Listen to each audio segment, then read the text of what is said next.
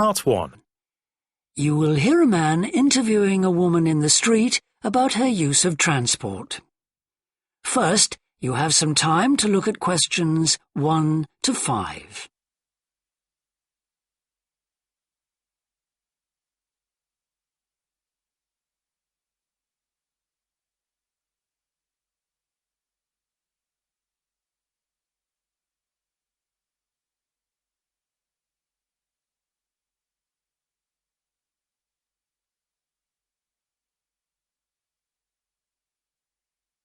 Listen carefully and answer questions 1 to 5. Excuse me? Yes? I wonder if you could spare a few minutes to do a survey on transport. It won't take long. No, that's fine. Oh, lovely. The survey is on behalf of the local council. They'd like to know about what transport you use and any suggestions for improvement. Can I start by asking you how you travelled to town today? Sure, I came on the bus. Great.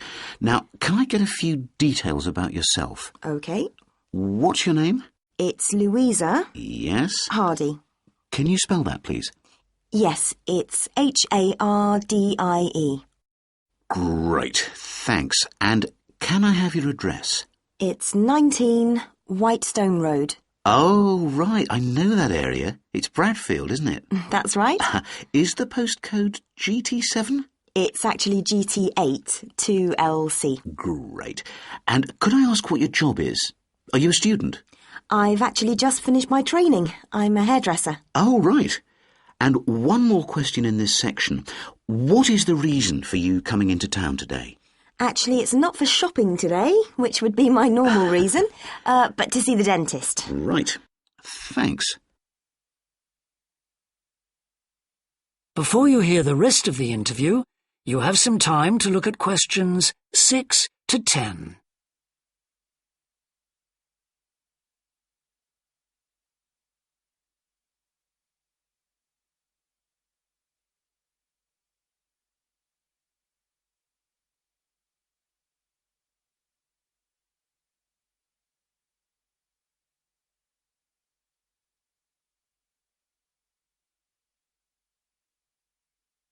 Now listen and answer questions 6 to 10.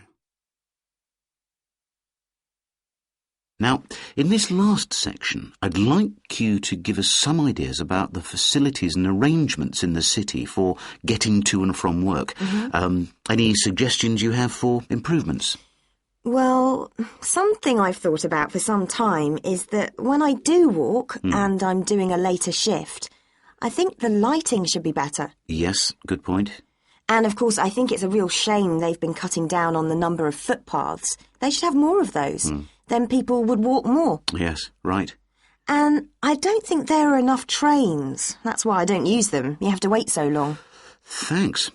And finally, I'd like to ask your opinion on cycling. As you may know, there's a drive in the city to get more people to cycle to work. Right. But we realise that there are things which the council, but also employers, might do to help encourage workers to cycle to work. Yeah. Well, I have thought about it, and where I work there are no safe places to leave your bikes. OK. And also, I'd have to cycle uphill, and on a hot day I'd arrive at work pretty sweaty, so I think I'd need a shower somewhere at work. Right. And I suppose the last thing is that I wouldn't be all that confident about cycling on such busy roads. I think I'd like to see you offering training for that. You know, I'd feel a lot better about starting if that was the case. Well, that's very helpful. Thank you very much for your time. No problem. Bye. That is the end of Part 1. You will now have half a minute to check your answers.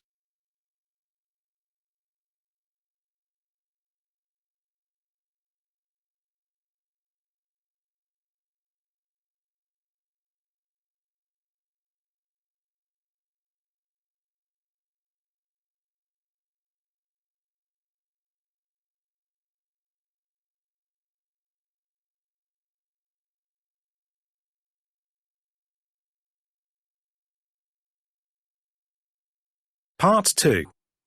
You will hear a representative of a city council giving information about 2 new facilities which are opening soon in the city. First, you have some time to look at questions 11 to 14.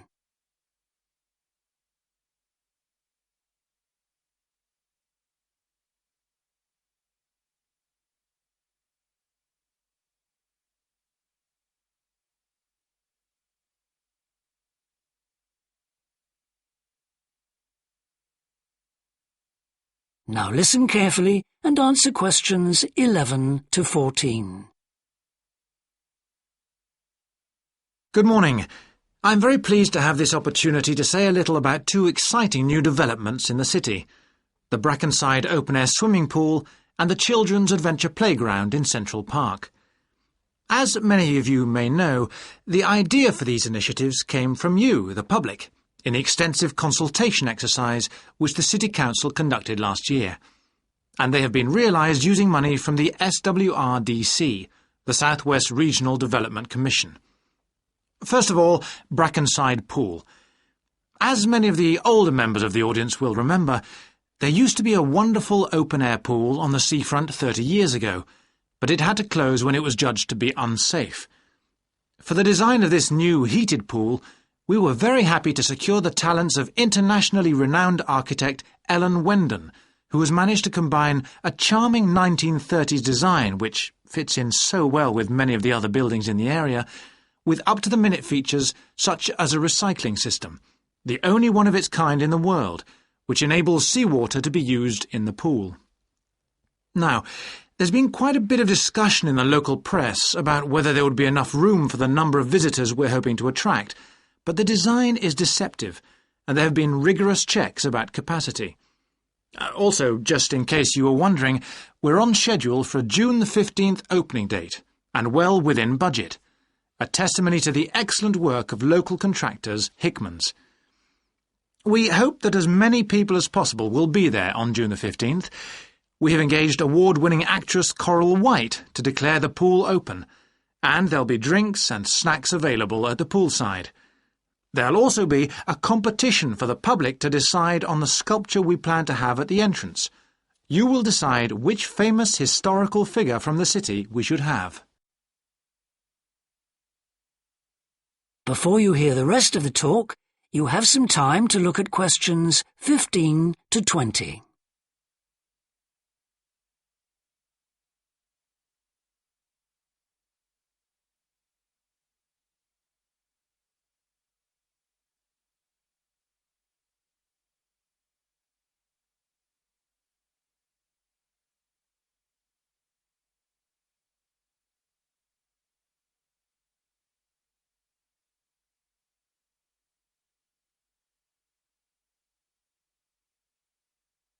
Now listen and answer questions 15 to 20.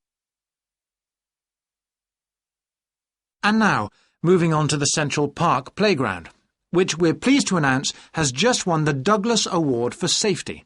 The news came through only last week. The unique design is based on the concept of the global village, with the playground being divided into 6 areas showing different parts of the world, each with a representative feature. For example, there is a section on Asia, and this is represented by rides and equipment in the shape of snakes, orangutans, tigers and so on, fauna native to the forests of the region. Moving south to the Antarctic, we couldn't run to an ice rink, I'm afraid, but opted instead for climbing blocks in the shape of mountains. I thought they could have had slides for the glaciers, but the designers did want to avoid being too literal. Then on to South America. And here the theme is El Dorado, games replicating the search for mines full of precious stones. And then, moving up to North America, here there was considerable debate. I know the contribution of cinema and jazz was considered, but the designers finally opted for rockets and the International Space Station. Eastwards to Europe then, and perhaps the most traditional choice of all the areas, medieval castles and other fortifications. Then last but not least, moving south to Africa, and a whole set of wonderful mosaics and trails to represent the great rivers of this fascinating and varied continent. Now, the opening date for our global playground is the 10th of July, and again, we'd love to see you there. So, make a date and come and see this magnificent, original new amenity, right in the heart of the city. That is the end of Part 2. You now have half a minute to check your answers.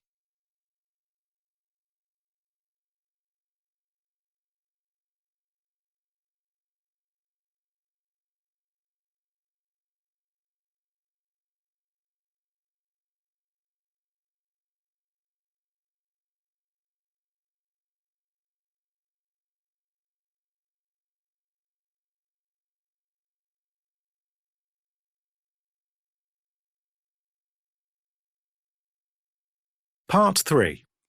You will hear two anthropology students called Victor and Olivia discussing their joint presentation about a Norwegian explorer called Thor Heyerdahl. First, you have some time to look at questions 21 to 24.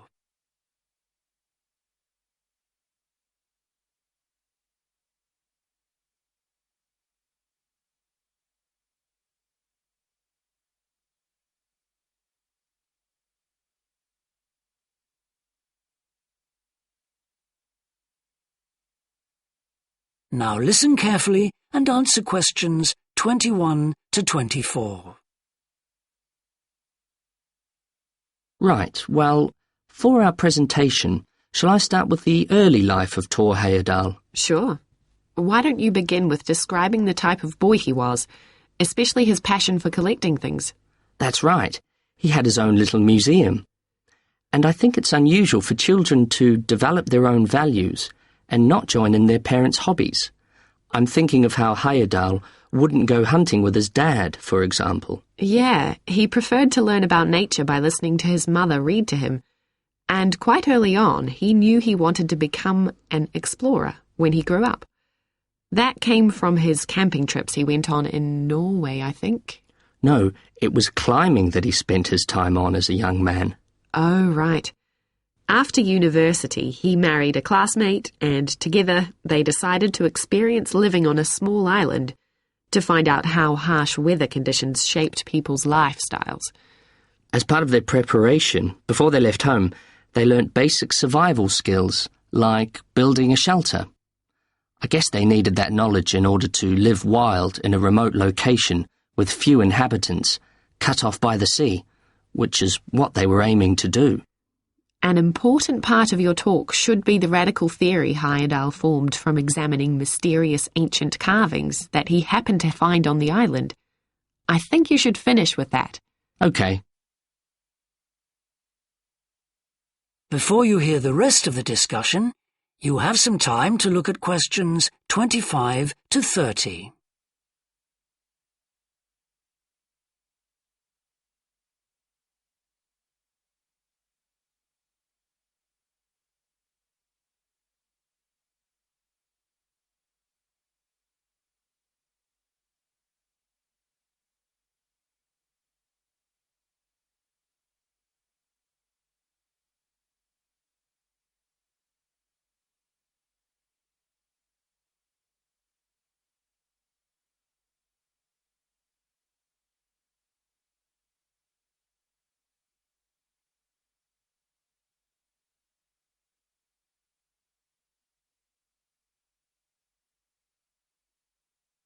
Now listen and answer questions 25 to 30.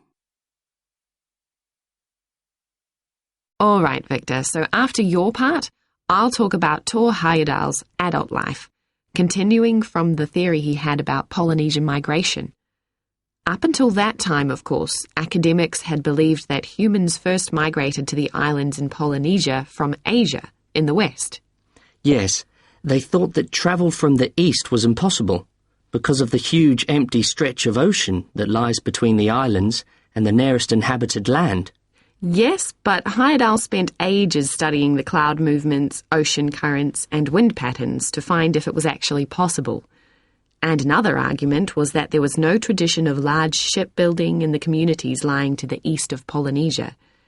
But Heyerdahl knew they made lots of coastal voyages in locally built canoes. Yes, or sailing on rafts, as was shown by the long voyage that Heyerdahl did next. It was an incredibly risky journey to undertake. Sometimes I wonder if he did that trip for private reasons, you know? To show others that he could have spectacular adventures. What do you think, Olivia?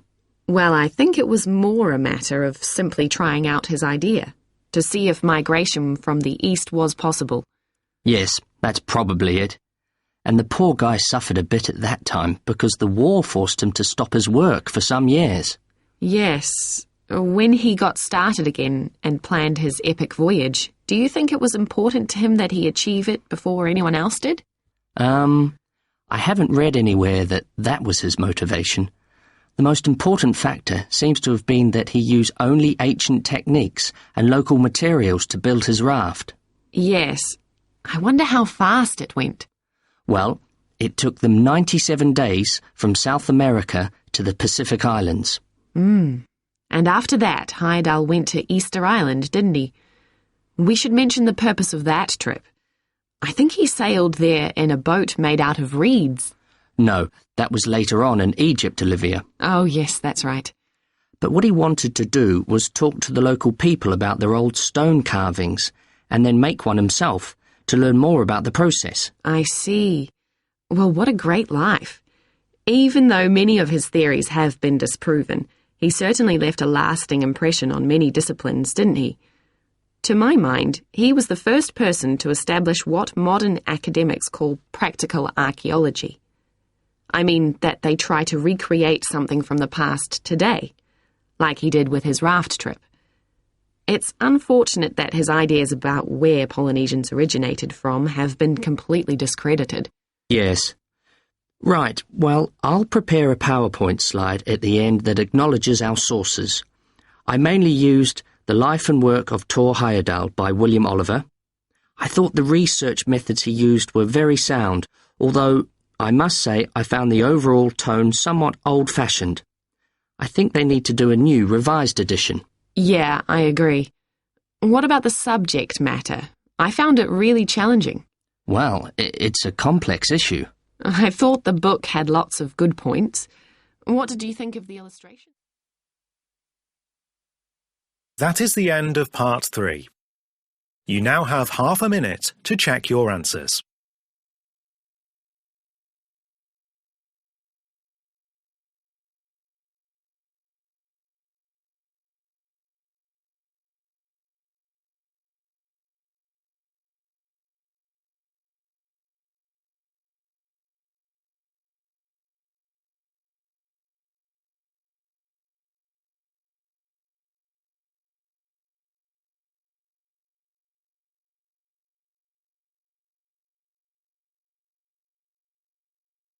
Part 4.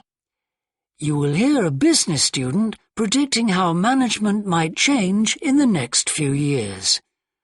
First, you have some time to look at questions 31 to 40.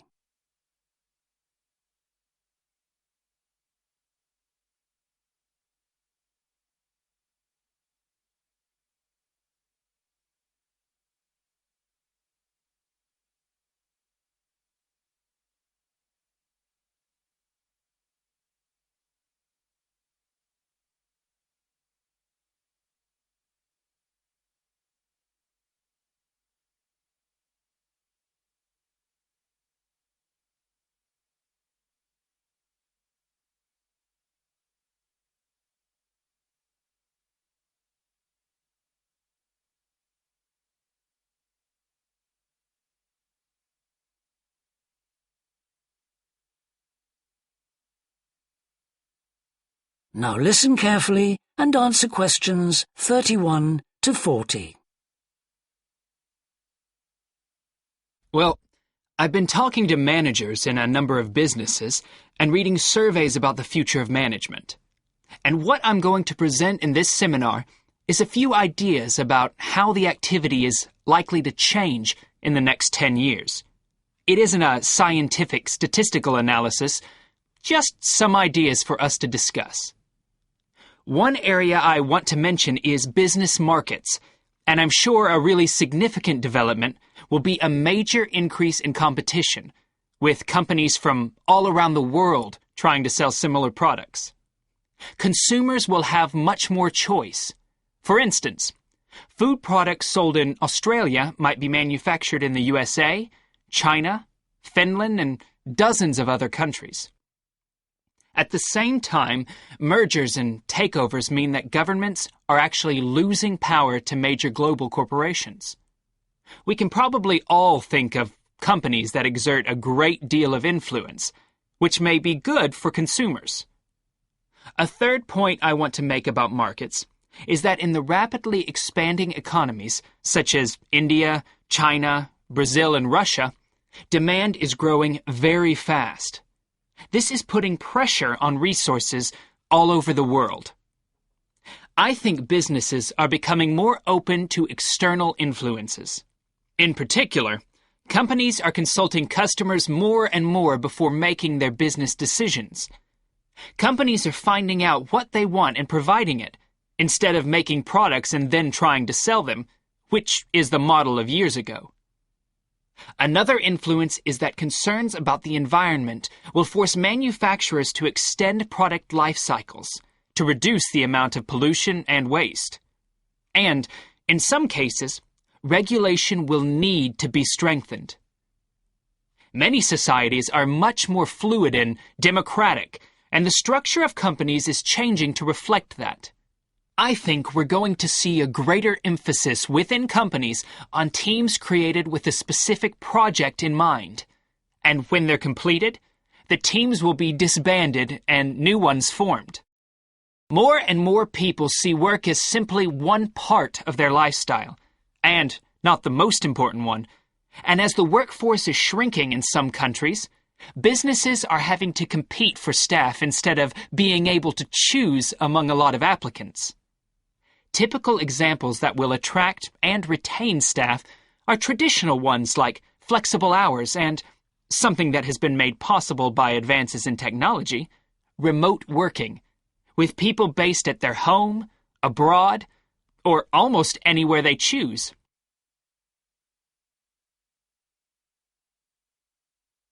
Management styles will almost certainly continue to change. Senior managers will require a lot more than the efficiency that they've always needed. Above all, they'll need great skills in leadership so that their organization can initiate and respond to change in a fast-moving world where they face lots of competing requirements and potential conflicts. In most of the world, the senior managers of large businesses are mainly men in their 50s and 60s. The predominant style of management will almost certainly become more consultative and collaborative, caused, above all, by more women moving into senior management positions. Many of the changes are influenced by developments in the wider economy. The traditional emphasis of business was manufacturing, and of course the service sector is very important. But we shouldn't overlook the growing financial contribution of IP, that is, intellectual property. Some books and films generate enormous sums from the sale of related DVDs, music, games, clothes, and so on. Another point I'd like to make is that although I've been talking about companies, one trend that they have to face is the move away from people working for the same employer for years. Instead, more and more people are becoming self-employed to gain the freedom and control over their lives that they're unlikely to get from being employed. Okay, well, that's all I want to say, so let's open it up for discussion. That is the end of part 4. You now have half a minute to check your answers.